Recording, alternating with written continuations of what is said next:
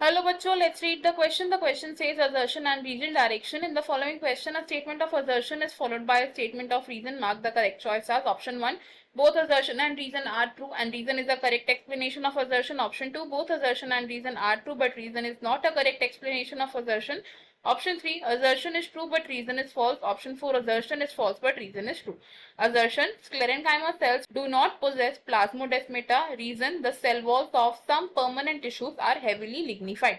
Assertion statement में कहा गया है कि स्क्लेरेंकाइमा सेल्स प्लाज्मोडेस्मेटा पोजेस नहीं करते हैं एंड इसका रीजन बताया गया है कि जो परमानेंट टिश्यूज के सेल वॉल्स होते हैं ये हेविली लिग्निफाइड होते हैं। इस क्वेश्चन में हमारा की कॉन्सेप्ट होगा permanent tissues.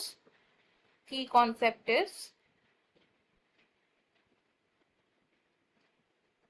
Permanent tissues.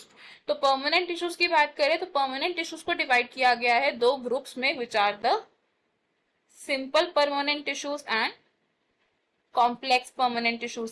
Simple permanent tissues है तीन टाइप के, विच आर पैरेन्काइमा,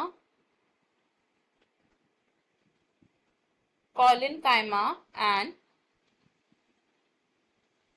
स्क्लेरेनकाइमा।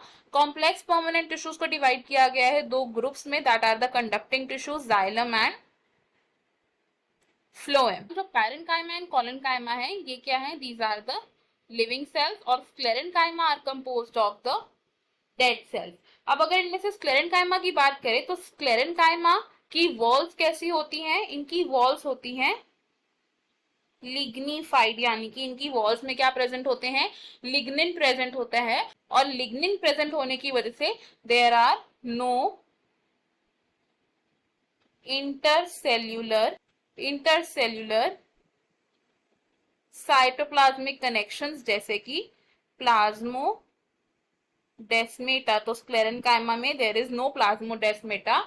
और प्लाज्मोडेस्मेटा क्या होते हैं? ये होते हैं हमारे साइटोप्लाज्मिक ब्रिजेस जो एडजेसेंट सेल्स को कनेक्ट करते हैं एंड मटेरियल्स का ट्रांसपोर्ट करते हैं। अब क्योंकि स्क्लेरेनकाइमा सेल्स में highly lignified cell walls present होती हैं तो इनमें प्लाज्मोडेस्मेटल कनेक्शंस प्रेजेंट नहीं होते हैं। तो हमने यहाँ से क्या ऑब्जर्व किया कि हमारी जो असर्शन स्टेटमेंट है ये करेक्ट स्टेटमेंट है, रीजन स्टेटमेंट भी एक करेक्ट स्टेटमेंट है और रीजन करेक्टली एक्सप्लेन भी कर रहा है असर्शन को। तो हमारा फाइनल आंसर है यहाँ पर ऑप्शन 1।